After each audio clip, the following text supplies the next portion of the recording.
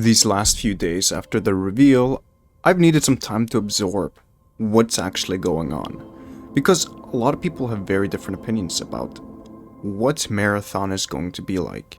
Me personally, I have a lot of opinions, and if you care to listen, I would put on the tinfoil hat and enjoy the video. This might be a long one, it might be a shorter one. I don't have a script to follow, I'm just going to tell you everything that I think and know. But some notes before the video starts. I cannot play the game. I will not wait until after the alpha, because I simply won't be able to play the game. For 3 reasons, mainly. I'm not a Bungie creator, so I'm not going to get sent the code, or codes to give to other people. I am not North American, meaning I don't live in the region they specifically chose for the alpha tryouts. And third of all, I'm simply probably not big enough for them to even think about inviting someone like me. With that out of the way, let's get into the video.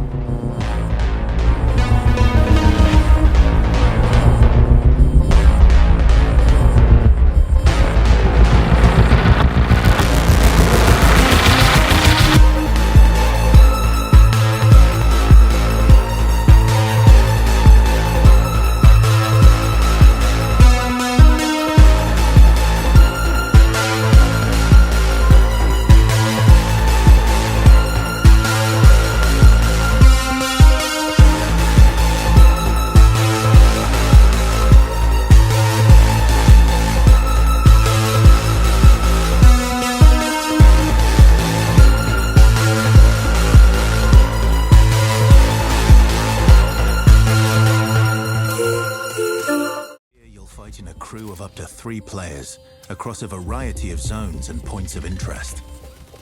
You'll face rival runners in zones of up to 18 players, countless security forces. One thing I want to say is, I am not sober, and I had a few cans of cider while watching this, and a few I mean by like 6 or 7. So my reactions are a little bit over-exaggerated from what they normally would be. And that's fine. I think that's just natural, and that's completely okay. But I do think I misunderstood some of the things, and this is the thing. Watching a trailer of anything that is Bungie related, it always looks like there are droids playing the game. That might be okay. If you've ever watched a Bungie stream where they're showcasing off the new gun, whatever it might be, it doesn't look very appealing.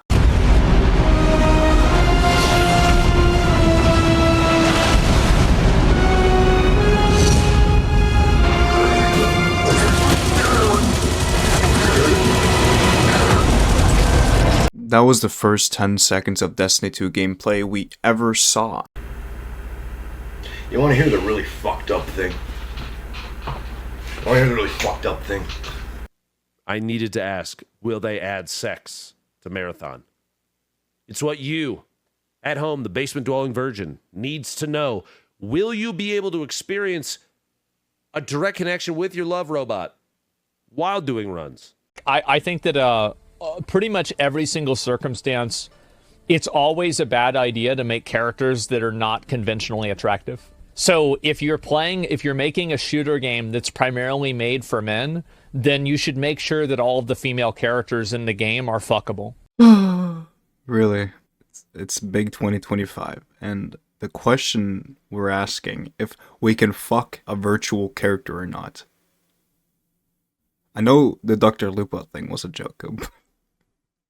There's just no way that's a serious take. Oh I feel like Tarkov is a great game, but it's bound to be a dead game because of a lot of things.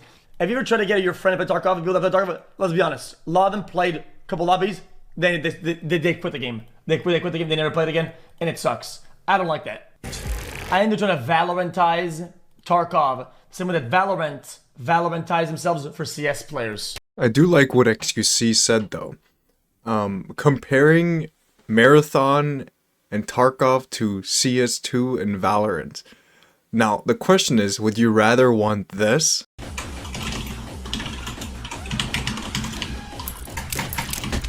Green, what's your problem, Green? What is your problem? Missile alone ramp.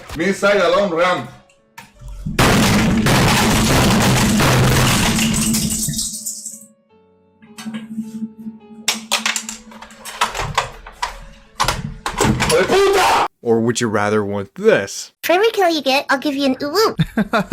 Alright, bet. Oh my god, I'm so nervous. Aw, you're adorable. Ooh. Ooh. Oh, ooh. Ooh. Oh my god, that is so adorable. Oh, an ace. Ooh. Yuzier, I'm all for marathon success, and I truly do hope it becomes the quote Valorantization of Tarkov, if that's what XQC said. But you can't go without the fact that this is why I love extraction shooters. This right here, and I love when people get pissed. What's his name? Do you... No, no, no! Yep. Okay.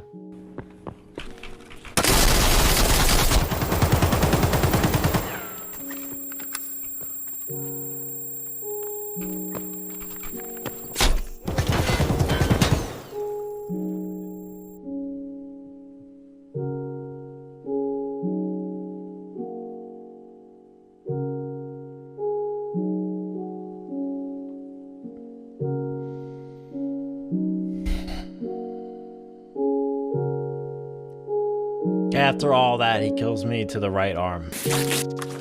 チート。あー、まずい、これ。あ、チータ、決め。何これ。透明じゃん。You're really killing me, man. No!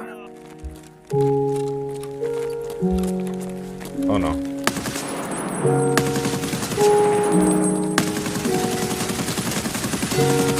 Fucking die! What the fuck?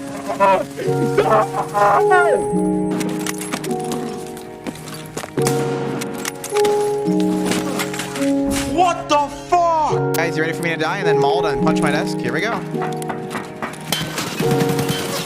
Where did he come from?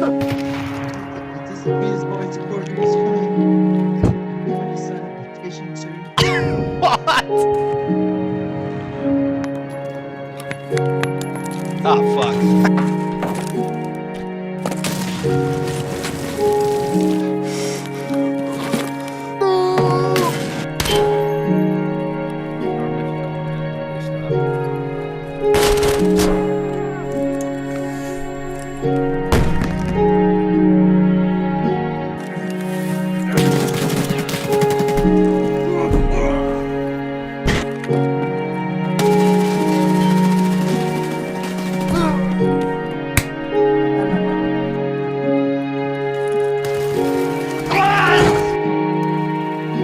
Picciolo, je teď do prdele, vy osli, kurvený! Fuck you, fuck you, fuck you, fuck you, fuck you! Man, the keyboard, yeah. Yeah, I agree, yeah. It's fucking... This keyboard's fucking shit!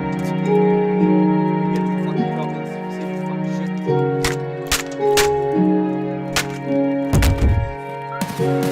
Oh! Why am I so stupid? Why am I so... I thought he was the hit keyboard! Was that fucking killer? Oh! Oh! No! No! Was that fucking killer? No! ¡Esquina! ¡No me jodas! ¡Me cago en Dios otra vez! ¡Me cago en la puta puerta del tanque se ha activado porque Minky le ha tirado una granada! ¡Minky, me cago en tu puta madre! ¡Joder! ¡En tu puta madre me cago, Minky! ¡Joder! ¡Hostia! Of course he's in that fucking store!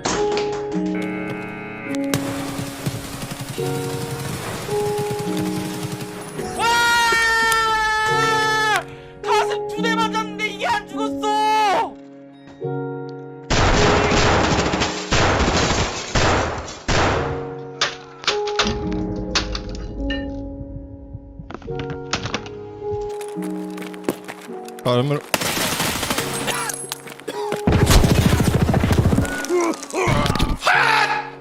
Drittspill alltså! Helvete ta! There's a lot of friction in a game like Tarkov. There's a lot of like complexity and things that might not want you to open up the game ever. Hundreds of bullet types, thousands of individual items, quests that don't tell you at all where to go, no map, right? So much friction. There's so much friction to play Tarkov. Most people don't even open that game. That friction is what makes the game so popular to its core audience. From what I've seen so far, what Shroud is saying is kind of my biggest concern about the game. Because when I was watching it, it looked very simplistic for an extraction shooter.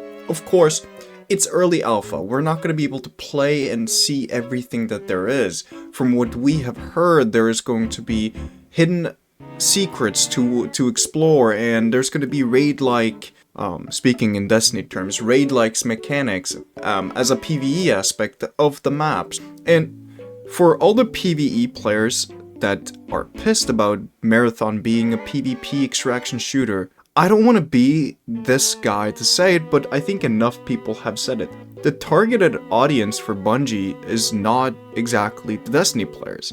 They probably want to expand into multiple games and more players, so more people can try out their other games, and etc. I think this is a great marketing strategy in general if they want more users under their name, but that means they have to go against something that the people they serve currently don't want. They have to expand into a more of what gaming has become, a competitive environment with shooters. They of course could have gone the Minecraft route and made something in that sense, but I think they want to go into a more competitive style of PvP. They've done it in the past, but they sold that title, and now we just gotta pray they can do it right. But since I wanted to know what more people thought about the game, I went on my Twitter account with one follower, and that's my alt account. And I asked them what they thought about the game so far. And also, I post annually on Twitter for 5 likes, and I actually got some responses, so I'm gonna read them out to you, so you kind of understand what the people who follow me think. Vincent Snacky. It looks interesting. I've barely played extraction shooters, Tarkov, Hunt Showdown, Dark and Darker, but I'm willing to give Marathon a shot in case the gunplay is really nice, which I'm sure it will be since it's a Bungie game. Thumbs up to Vincent, because I do agree. That's why I love Destiny 2, because I like how my pew pew goes pew pew. Now we have Epoch. Shocked. It's another hero shooter, with an Invis Hunter as one of them. He does have a point. Feels like Roblox, Fortnite, and Minecraft puked into one bucket, and Bungie called it art. I want a serious FPS, not a Fortnite reject. I'm sad now. I think this is a very irrational thought, but I can kind of understand. The art still is very cartoony, and I agree, but it's an extraction shooter. I meant to type so, but, you know, I'm illiterate, so... I trust the process. I don't think it will hold the stick to Tarkov. I realize that they want more casual and try to bring in more gamers, but I think they will lose the magic doing that. In other words, I don't think there is an in-between when it comes to extractions. And then I told him, I have 2k hours in Tarkov, and it needs something truly special to compete with that. And I stand by that, and that's why I think Bungie can deliver if they truly do so with the wipe aspect of it. Delta Force and Cycle Frontiers never really had many gamers. Nothing close to Tarkov. Just look at Cycle's description. Sounds familiar? It's shut down due to cheating, and in fact, Marathon dev confirm it's not a kernel level anti-cheat. And the description of Cycle Frontiers reads as much: the Cycle Frontier is a free-to-play PvE, PvP, PvE, PvPE, PvPVE. That was so hard for me to pronounce. Extraction shooter driven by suspense and danger. Prospect for resources and riches on an abandoned alien world ravaged by a deadly storm, inhabited by monsters and other ambitious prospectors. You know, that really just looks like Fortnite Save the World, I'm not gonna lie to you. It gives me big vibes of that. But that actually brings us up to a good topic. And, this is water. This is water. Water. Important to remember. The reason that it's yellow, it's because my lights are currently yellow. Hold up. I look like, actually I don't look ginger anymore. When I had longer hair, I looked very ginger in the mirror. In the camera. Hold up, let me fix this for the gang. What color are we thinking today? I think I'm feeling a little feminine. Let's go pink. Anyway, This brings us up to a good topic, which would actually be something called an anti-cheat. Oh, my camera is off-centered. Oh, boom. Oh. That works. But an anti-cheat.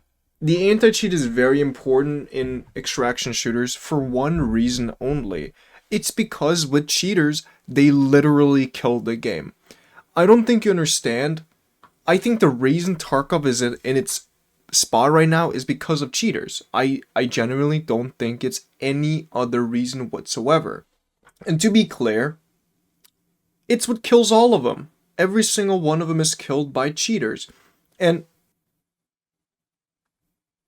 no matter what they choose to do, it's going to stop people from playing. Because the difference between a Valorant game or a Destiny 2 competitive game or a raid or something like that is it's not a big of a deal as if you lose everything that you have on you, or the cheater might run around and find the good item that everyone is looking for. You might never see it to begin with, because that was a big problem. I was searching for red key cards, but the problem is all the cheaters would snag them up before I could even get there. They would know if there was a red key card on the map before I got there. A red key card was essentially the rarest item in the game. I haven't played the game in forever, so I don't know if anything has changed by that. But it was the rarest item again, and it was worth like 50 million rubles, which is a lot of money. That could save you the whole wipe if you just found one. Think about that. And the higher end maps like Labs, they got plagued by cheaters. You could barely fight anyone without having to worry about if they're gonna cheat or not. It's a massive issue, and it definitely ruins the whole flow of any extraction shooter whatsoever. So if they want this to work right, they need to be on top of the cheater problem before it becomes a real issue. Now, it's not a kernel level anti-cheat, apparently, and that's fine.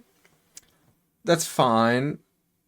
But what other game has a little of a cheating problem as a game like Valorant?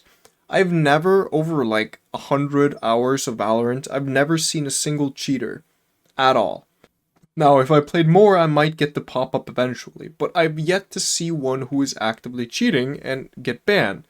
And from what I understand, cheaters get banned relatively fast in a game like Valorant. In Destiny, on the other hand, where do we begin? Cheating is such a big issue that cheaters can just wander around without any problems whatsoever. Now, this is also due to the fact that Bungie has not chosen to ban anyone without a manual review over their account, meaning every single content creator you see gets suspended, every person you know who has never cheated gets suspended, every single person who get a warning, suspension, and eventually a ban who'd never used anything at all to begin with got banned by a manual review. From what Bungie is saying. Meaning, it's a very ineffective job. Of course, they stack up everyone they assume and essentially think are cheating and then ban them all at once. And this might ban burner accounts, this might ban suspected accounts, new accounts, and the list goes on. Essentially, they just do it in an automated way, and that's what I'm assuming. It made more sense if that happened, and the only way you get a manual ban instantly is if someone posts you saying a slur on Twitter. That's the only way Bungie's going to take you serious until there is nothing else. Of course, being mean in a video game is definitely the worst offense you can commit while playing, but it's also important to know that cheaters can wander off freely inside of the game Destiny 2. And the only reason I'm bringing Destiny 2 up so much is because that's the current game Bungie runs. It's the only game they run. And since I'm a very regular player, I've over on Steam, don't laugh, I have over 13,000 hours on Steam on Destiny 2. I've played it since Shadowkeep when it came out on Steam, and since then I've gathered 13,000 hours. Now, over half of those are for certainly orbit hours, which is essentially just AFK. Me having the game open. But that's still a lot of playtime.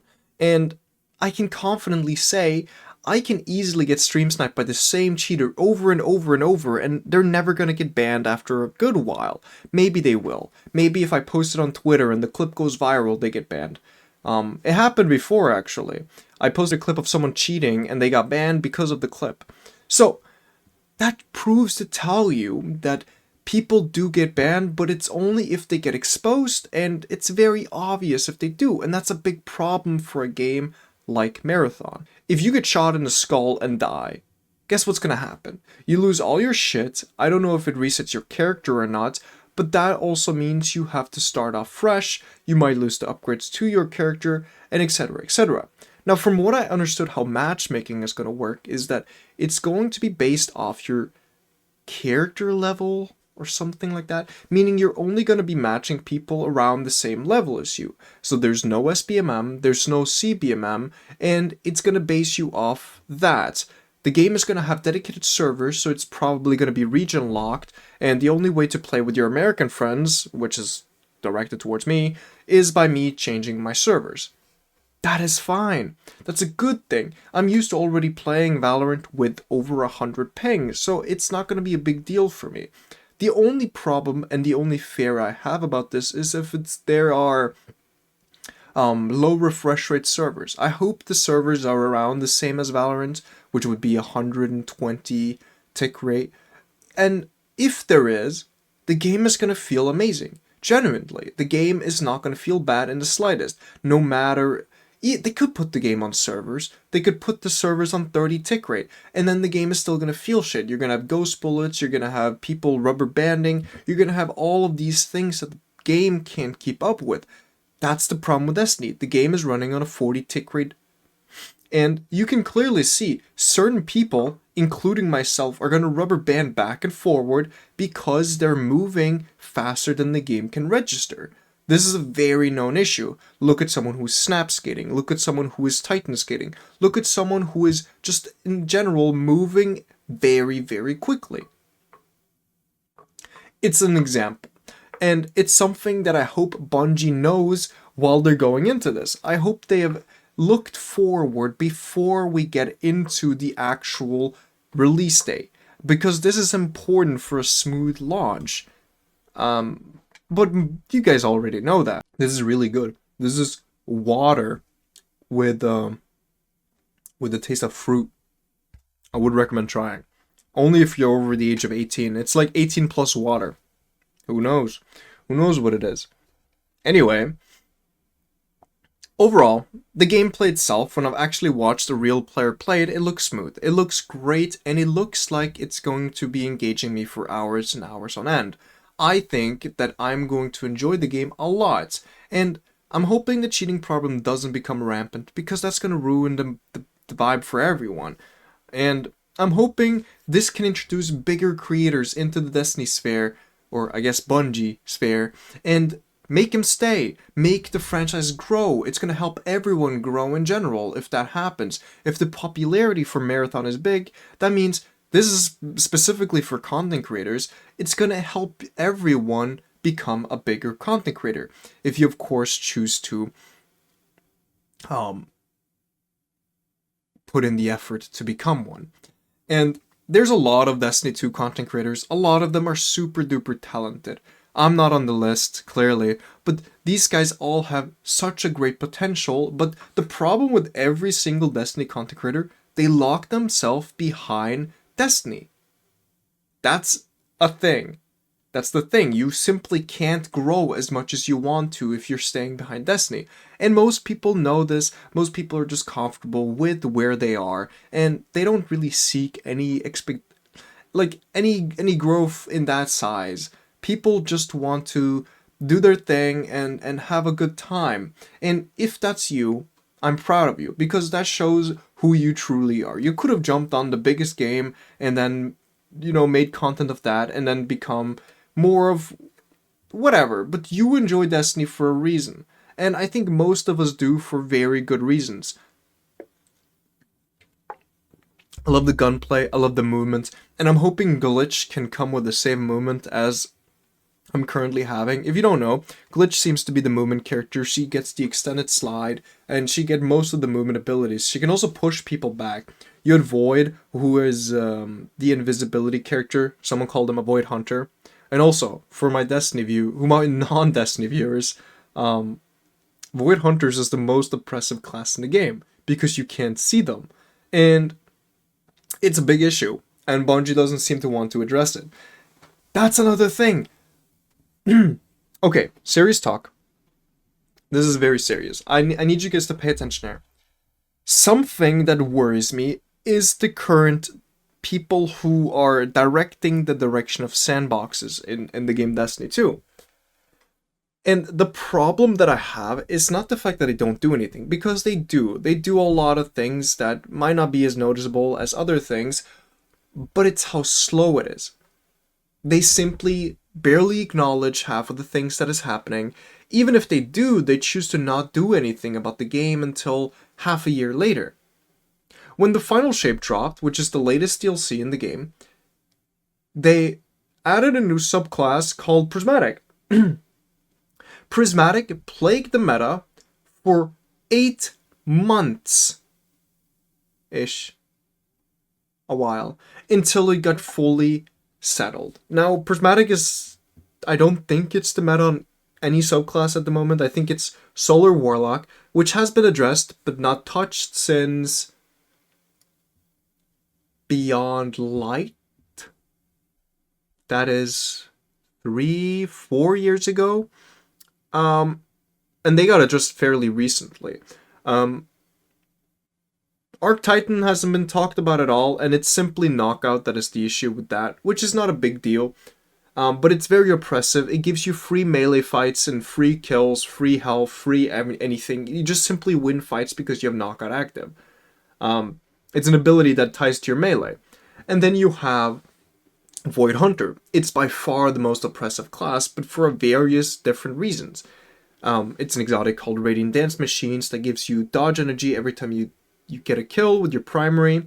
It also increases hipfire accuracy on primary weapons, which is completely overtuned, and it should be addressed at some point. It's been since the season started, and the season has been going for over a month now, if not even 2. And invisibility is really oppressive because you can't see them. The lighting since Beyond Light, which is 4 years ago-ish, made invisibility hard to see, but still manageable. But when the Witch Queen DLC dropped, DLC after Beyond Light, they changed the way invisibility looks, and they made it less purple, meaning they're very, very invisible on your screen. And this has been my biggest issue for the longest time. It's simply that I cannot spot them because of the lighting on top of the how little you show. If the lighting wasn't as bright, it wasn't as in your face, I think I would have been fine with it. But overall, I can't complain too much about Marathon. I'm excited, and I hope I can play it before the game drops. I doubt it, but maybe I'll be able to enter a open beta or some shit. I think everyone should be, because it's an open beta. But I won't be able to access the closed alpha, so I can't actually give you any gameplay talk at the moment. Because I feel like it's not worth it for me to discriminate on how the game looks when it's not done. It's still an alpha, so the textures are not polished. The game is still going to be lackluster. The animations are not finished. And it's essentially all we have seen. We haven't seen the 4th map, not even the other 2, I'm pretty sure. We have yet to see most things that's in the game, the secrets, the hidden activities. And I'm hoping those won't be accessible in the closed alpha. Because if it is, it's going to ruin a lot of the hype. And I hope this won't come out until the game drops. Because that's when all the excitement is supposed to be. That's when the hype is here. That's when peak happens. But Bungie, you gotta play your cards right. You have to think about so many different things. And I am honestly happy that they are trying something new, for the studio at least. I'm happy to see that we're finally getting an extraction shooter that might take the spot of Tarkov. I have a lot of playtime. I've gotten the Kappa several times. I've enjoyed the game without the inertia change and with the inertia change. I loved the game before they changed leveling, and you could just boost your stats instantly, and after they did it. They all add on to the game and the experience that we experience every time we play. And this is what makes Tarkov Tarkov. I don't play the game anymore. It's simply fallen out of that spot. I feel like it's too much to get into. And if I got into the game again, I would only be playing Tarkov.